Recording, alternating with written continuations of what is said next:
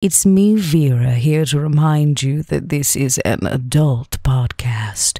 That means we're going to deal with tough topics. Take a break if you need it, and be kind to yourself, because we sure won't be.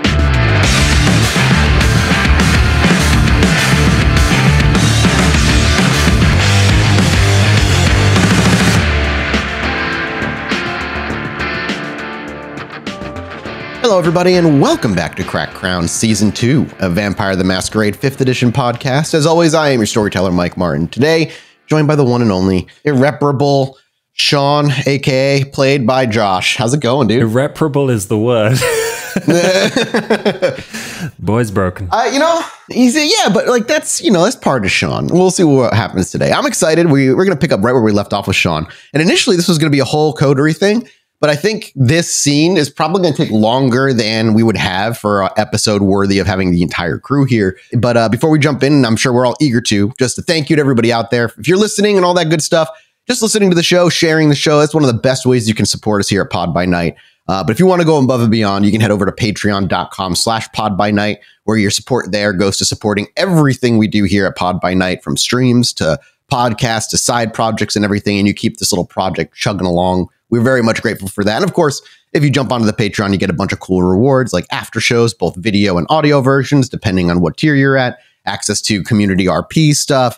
The Discord that we have is totally free, but there's special rooms for people in there who are part of the Patreon as well. So yeah, you get a little bit of extra stuff, and you get to support us along the way. It's because of you we're even doing Crack Crown at this point. Without further ado, let's set the scene, rein things in, and pick up where we left Shaun last time.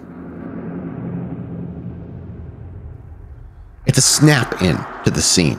No gentle fade, no warm welcome to Chicago, but instead a close-up of a puddle in a back alley with a familiar face staring back at all of us, that of Shaun's.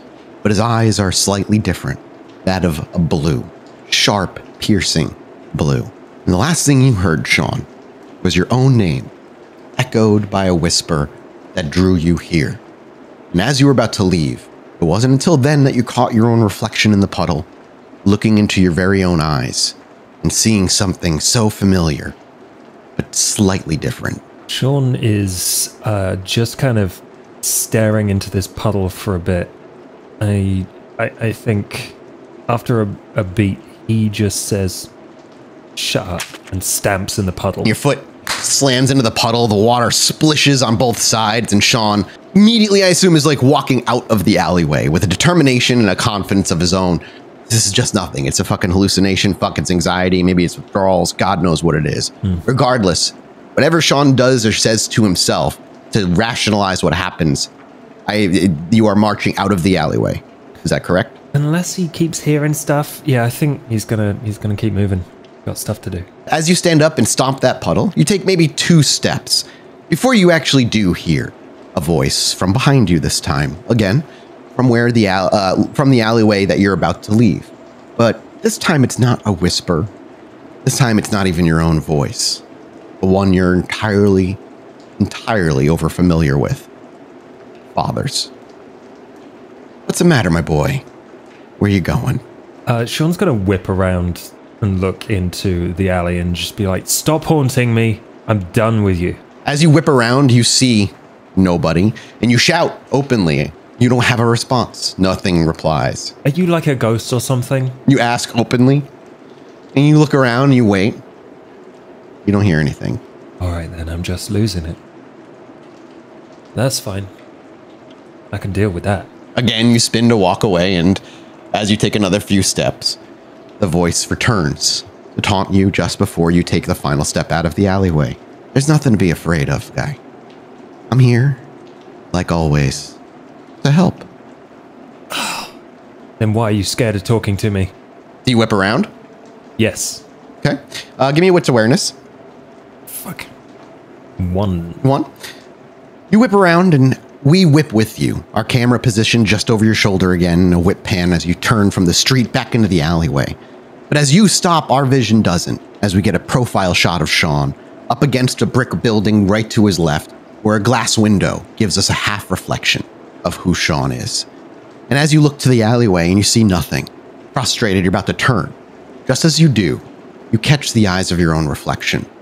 Our vision goes from the right of your head over behind it and to the left. And as we come out the other side, the reflection of Shaun has changed to what Shaun sees, a reflection of Father. Shaun stops and he just kind of stares. Father stares back. If you move your head to, or even you bring your hand up, the reflection mimics it. The only thing that doesn't fully mimic is its facial expressions. There's a level of pleasure you can detect off of Father's face. A gentle smirk, bright eyes. What are you so happy about? You. I'm happy for you. Look how far you've come. I knew you had it in you. Come on. He gestures. Walk with me. And he begins to walk back into the alleyway, out of the window frame, reflection disappearing from sight. He doesn't really want to follow, but he is going to go further into the alley and then stop. You walk by another window on your left, and you see him with his hands behind his back, walking with his shoulders upright, with a slow pace, matching your exact pace and tempo. You pass the window, and then you pass another one on your right, further away from where you are, but you see him there. And that's when you stop. And as you stop, he stops. Yeah, Shaun is going to look for somewhere, like, the littlest bit more private in the middle of the city. Yeah, no, you go further back into you can find a little bit of a nook or a corner where there's either like a glass bottle or anything that you can gain your own reflection in. You'll see him. Yeah. So he's going to find a place to sit down opposite a small, dirty window. Yes, absolutely. Doesn't take you long to find such a place. You lean up against a wall or plop down on a nearby, like freaking on the floor or on a nearby box or something. Yeah, just on a box. As long as it doesn't smell too bad in here, then he's fine. And you face your own reflection, that of Father's rather. And you look to him. I don't follow you anymore. You have to stick with me. He nods as you say this. The leader you were meant to be. I know. You're so frustrating. Why? Because I speak truth to you? I always have. That's not really how I felt when I lost my mind and drained you dry. I felt like that was a big lie. And look at you now. Successful. Having achieved your goal of dismantling my every effort. Bringing peace. Only to destroy the city when you leave it anyway. How are you any better? Than you? What kind of fucking question is that? How many kindred lived through your dog attack? Yeah, I don't think that was the kindest thing we've ever done. Might even say it's more devilish than anything I've ever done. Yeah, no one blew themselves up, so I'm counting that as a win. No, what you did is so much cleaner. So much better than anything I've ever done. You did what you thought had to be done. Now, would you say Gary is better off than it ever was? I don't know, Gary. Gary's not my place. And yet, for a place you don't know and a place you don't call yours, you made an irreversible impact and changed the lives of dozens of kindred. Is that who you are, Shaun? A man who makes the decisions and upends the lives of those he doesn't know, only to walk away and leave disaster in his wake? You run from your own actions? I don't know. What are you getting at? You, my boy. Everything about you that's been good and great. What you're meant to be doing. You left Gary in a state of vulnerability. You understand that even though you've left and you pass this information along to the Camarilla, there will be plenty vying for power there. Power that could be rightfully your own.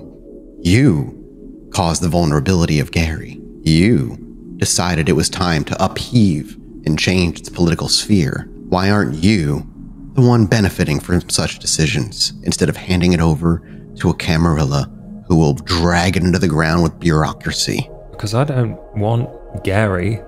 Gary's for the Camarilla. That's what they asked us to do. We're getting what we wanted. That was the deal. And what do you want, Shaun? Look, I think you're overestimating me and underestimating Vera, which is what you always did. Is it me? Or am I just a piece of you that's broken away? Clearly you've been having whatever it is happen to you since you lost. I'm dead, Shaun. So who am I, and who are you talking to? I am not you. I am not you. I am not you. I am not you. How many times do you have to say it before you believe it? When do you start making choices that show that you are not me? Because Gary, Indiana, looks a whole lot like me. Okay. What would you do next? We've got a lot of problems. Someone's trying to kill Max. What would you do? No, Shaun. What do you want? What is your end goal? Where do you wish to be when all of this is said and done? You wander. But what is your purpose? You have the spark of a leader inside of you, but you snuff it out in favor of subservience to Vera, Duke, Max. I don't know what I want. Is that what you want to hear? I'm actually, for once, I am actually okay. I don't need anything. I don't have anyone threatening to kill me. I don't have anyone that is stopping me from doing whatever comes into my head. So the real question is, why do you want me to be a leader, become something different so badly? You think you're going to take over again? Is that what it is? As you say that, he shakes his head. No, Shaun. You speak of all the things that you don't have. What do you own? What is yours to possess? Because it seems to me that you are worthless. Whispering through the winds with nothing in your pockets and nothing to call your own other than your own subservience. You're the worthless one. Maybe I'll take a fucking chunk of Chicago for myself, you useless piece of shit. Attaboy. Kindle that fire. A chunk of Chicago to call yours sounds like a good start. Because right now, you have nothing. You gave it all away and then destroyed the rest with werewolves. You are worthless. Maybe for the very first time ever. Does Shaun need to make a fury frenzy? Yeah. Feel free. 2 successes. That's all you need for a pretty basic one like this. Shaun looks to the reflection that does not reflect who he believes himself to be, and you see him grit his teeth, his jaw clenches, and he even clenches his fist in a quick swipe of fury. Your fist flies forward and crashes through the glass, leaving fractured reflections left only. When you look at yourself in those broken pieces of glass, you no longer see Father, but yourself, broken into multiple pieces looking up. But those eyes are still unnaturally blue. The voice doesn't stop. A piece of Chicago, Shaun. But where do you start? I'm fucking done with you. He kicks the shards, and he like wipes off the blood from his hand and starts like storming out. Maybe even because you were thin blood for a long time, you probably go to reflexively wipe off blood, and you realize you haven't a single cut on you. And you angrily walk into the streets, heading right where he was initially going. Just walking down the streets, and like just wandering, taking turns. Somewhere that would probably end him up near the coast. Oh, okay, yeah, absolutely. You'd head over to probably toward Northerly Isle, basically, out in general direction where the docks are. And you do so. You wander that way. It probably takes you about an hour from where you're at. But you wander through the sea of people, even maybe catching your own reflection in the glass or windows when you can. Always seeing your own face, however. And the voice does not bother you along your journey to the coast. And eventually, you make your way back there, where the boats had docked initially the night before, and where there's calm now, and less of a chaotic scene where the police once were. He's going to just throw rocks into the lake for a while. He is hungry. Yeah, you're at what, 3 or 2? He's at 3. So he may hunt. Okay, what is your hunting style? Scene queen. Oh, that's right. He is adept at just digging into drug scenes, like whether that's party scenes or whether it's dealing. He's very adept at finding a place there and then finding normally vulnerable people of any flavor, whether they're, rich people buying, or whether it's like homeless addicts. He basically feeds on whoever. He's not fussy. Okay, Scene Queen is manipulation persuasion. 3. Beautiful. Yeah, with 3 successes, you're able to easily coerce someone off the streets and feed down to 1 hunger. So feel free to do so. And as you do, and your beast sates for a little while and you take a moment to breathe again, the voice returns once more. Shaun, my boy, a moment, if you please. As you look over to maybe a puddle, you once again see his reflection. You're going to have to ask nicer than that. It's less of an ask and more of an offer. While I may no longer be around, and you may in fact be speaking with yourself, which I find rather amusing, the blood of who I was still courses through your veins. The things I knew, the things I would have been able to teach you, help you become, is still accessible to you. You need just allow me to show you. With this gift, perhaps I can take the first steps to earning your forgiveness and show you the road that the clan of the dragon, and only the clan of the dragon, could walk. You are royalty, Shaun Best. Kindred don't realize who they have walking amongst them. I guess we'll find out if you're real. Tell me what it is. Do you not feel it, since you've been embraced by the clan dragon? Something about your blood. Maybe it feels like an itch. Maybe it feels like a dull burning. There's something about you that hasn't been right. Something the other kindred don't seem to suffer from. A blood that aches for more. I might have felt some things. An hour of your night. Every night. That is all I ask. If it gets me what I want. It's just the beginning of everything you deserve, Shaun.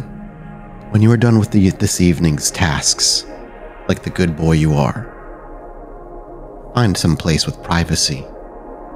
I'll be waiting, wherever that may be. Shaun, from this point on, he'll be listening, but he won't be answering. The only thing that Father says as you stand up and begin to walk away is, "This will keep you safe, Shaun. It will keep Mia safe." And as you walk away, Shaun, the voice vanishing from your mind, you will have access to a particular type of sorcery, so long as you maintain 1 hour each night where you indulge in speaking with this father, whether it be him or whether it be a fraction of your own mind splintered off in the chaos or something else entirely. As long as you spend 1 hour a night with him, you will have access next time you want to spend experience to Kuldoon sorcery. Tasty. But you need a teacher, and he will be your outlet for such. For those who don't know what that is, don't worry about it. As we explore, you'll see. It's a very Zemitzi thing. And as Shaun walks away, having skipped stones for an hour, and had a conversation with somebody he wasn't truly prepared to be having a conversation with, and striking a deal that the coterie would take his head for, Shaun walks away. And our camera fades, and we'll return next week with a new episode. Goodbye, everybody.